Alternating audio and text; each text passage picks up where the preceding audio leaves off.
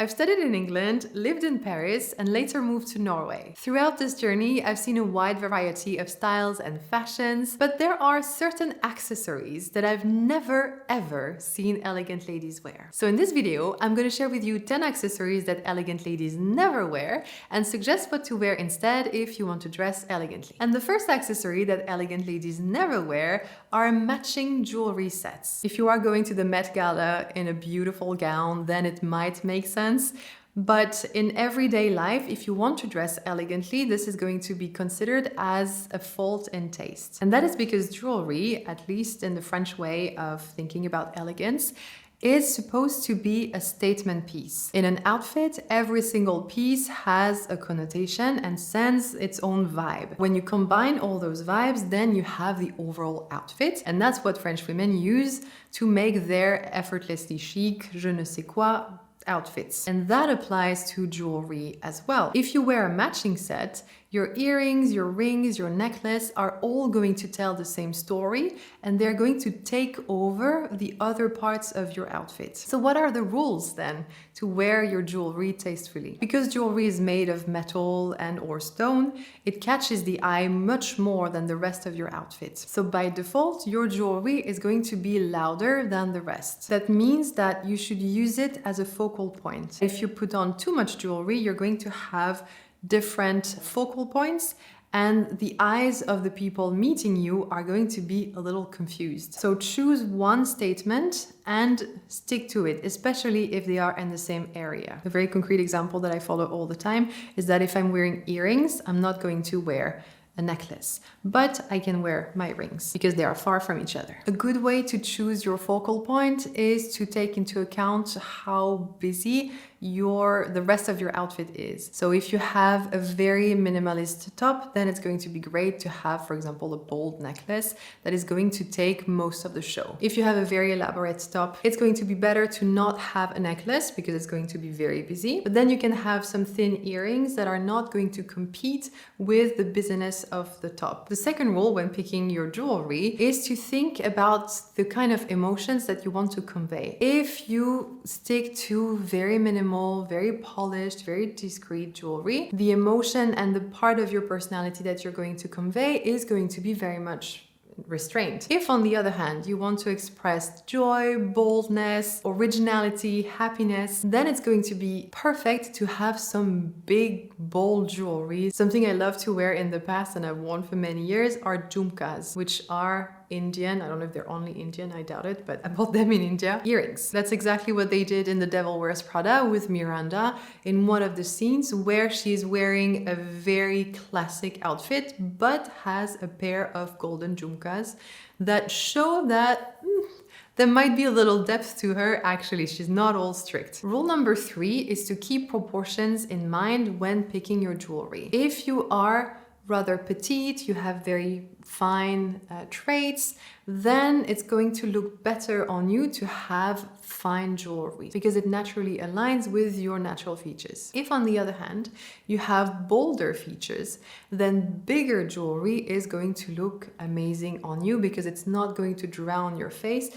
and it's, at the contrary, going to make your face shine even more. You should be able to feel this intuitively when you bring the earrings next to your face. You're going to see if it's a yes or if it's a no. If you're unsure, try different types of jewelry that have the same design next to your face and see which one feels the most harmonious. You're going to know that if it just like smiles in your tummy. So trust your intuition on that. Rule number 4, if you want to wear as much jewelry as possible, is to think cohesion rather than matching. Keeping in mind that every single piece of jewelry has its own connotation. What is going to look great is when the connotations of each piece actually tell a story altogether. There are no specific rules regarding which metal to match with which. If you want something that is very homogeneous, then stick to the same type of metal. And if you want to create contrast, then contrast colors. If you have a full black outfit, for example, you can have a lot of fun with contrasting metals because that's going to be your statement. On the other hand, if you have a very bold, colorful outfit, then sticking to rather discreet jewelry and the same kind of tones is going to be more tasteful, because otherwise the two stories, the stories of the outfit and the stories of the jewelry, would both scream too loud. And the final rule of elegant French jewelry is to never wear jewelry in plastic. Plastic is pumped out of the ocean. It is what we use for disposable packaging. It doesn't have a rich, delicate connotation. You would use plastic jewelry, but then you would not be elegant then, if you want to give a very modern, quirky, artsy, bold vibe to your outfit, but it's not something that we want to do when we want to dress elegantly. Second accessory that elegant ladies never wear is certain types of bags. The first bag that elegant ladies never wear is a micro bag, because although these are trendy, in the head of an elegant lady, a bag is functional. It is supposed to be able to carry all the super cool things that she has in her bag, like her super cool Mac and all the things that enable her to be a smart, successful lady. She could not hold all of these things in a micro bag. It gives the impression that you're just following trends and that you don't have your own grounded identity. Second bag that elegant ladies never wear are trendy bags. That for the reason that I just expressed, that you don't want as an elegant lady to give the impression that you're a follower. You want very much to give the impression that you're a leader in your thoughts, in your ways of dressing, and in your ways of presenting yourself to the world. Backpacks are the third one because of their juvenile connotation. Backpacks are very much used to study, so when you're a kid or a student, a backpack on a grown woman brings her more into the kid vibe. It's not something that you want to do if you want to convey your elegance, your status, and if backpacks are the only thing you can wear, there are solutions. I'll get to them in a second. Third types of bags that elegant ladies never wear: bags with logos, even prestigious logos, because they scream designer. They scream, I'm able to afford this, therefore I'm good enough. Because it screams that I'm good enough, the subconscious result is when you perceive a person with such a bag, you think, oh, they need to compensate for their lack of confidence. It's not necessarily something that's going to happen in your head, but it's something that's going to happen at a subconscious level. The second reason is that those have been copied so much and worn so much, associated with styles that are very far from elegance, that today, unfortunately, they have a cheap connotation, cheap, tacky connotation. Instead, elegant ladies will always choose bags that are made of high quality materials and natural materials. That means obviously leather, if that's something that's aligned with their convictions. In terms of leather quality, they're going to go rather for full grain or top grain, which are the two good quality of leather. They would also go for suede because of its beautiful texture, but they would avoid genuine leather and faux leather, which is basically just plastic. Great alternatives to leather that elegant ladies love are cotton, linen, straw, so very natural materials to show their ability to spot quality and afford quality. In terms of colors, elegant handbags are muted. These are great because they don't steal the show and they go with everything. And finally, they have a classic design. To an elegant woman, the bag is supposed to be a statement accessory, but an accessory that states structure and polish. So the bags can be shoulder bags, crossbody, and if backpacks are the only option that suits your back, then go with very minimal classic designs. The classic design is going to compensate the juvenile connotation of the backpack. This is a bag that fits all of these criteria. It has the right crossbody, minimal shape. It is of a neutral color and it's full grain. It's a bag that I'm giving away when we hit 250,000 subscribers. So if you would like a chance to win it, I invite you to register through the link in the description, and the winner will be announced as soon as we hit 250,000 subscribers. The third accessory I've never ever seen elegant ladies wear are labubu's or any kind of bag charm. ringarde. Because these have a childish, kiddish connotation on top of having a trendy connotation. So with labubus and bag charms, not only do you convey some kind of immaturity, you also convey that you are not grounded in a strong personality because you follow trends. That is obviously the opposite of what an elegant woman wants to portray. The locks and keys that you get on luxury handbags would count as decently classy bag charms. In general, the busier a bag is going to be, the more childish it's going to look like. Therefore, the further it's going to be from an elegant classic bag. Number 4 are bling phone cases. Any kind of colorful, shiny, squishy, plushy kind of phone case is obviously not an elegant accessory because it uses the visual codes of candy wrappers, cartoons. It's very juvenile as well. An elegant lady sees her phone as a tool and not as a piece of jewelry. If an elegant lady dressed all elegantly sat at a shareholder meeting and took out a colorful phone case, then she would lose everybody's respect in 2 seconds. Because the idea that this woman is immature, even though she might not be, would pop in everybody's mind right away. Instead, a phone should not catch any attention when you put it on the table, which you shouldn't do in most cases, by the way. At work, that's fine. Never at the restaurant or never when you're having a coffee with a friend. Number 5 are synthetic scarves. And scarves are definitely a staple of an elegant woman's wardrobe, even more an elegant French woman. But it's better not to have a scarf than having one in plastic. The way plastic takes the light and the way plastic folds, even if imitations are very good, is not the same as the real material. Is it the case that plastic is a no-no by default in elegant accessories? As a rule of thumb, you can always conclude that an accessory in plastic is not going to be elegant. The only instance where you could choose, for example, a plastic bag or a plastic shoe is if you choose it as a statement in your outfit, but then you're not truly elegant, so you wouldn't go like this to a board meeting. You're more into the fashionista, trendy girl kind of realm, which is absolutely fine, but it's important to know that those plastic pieces that would look really cool on a certain outfit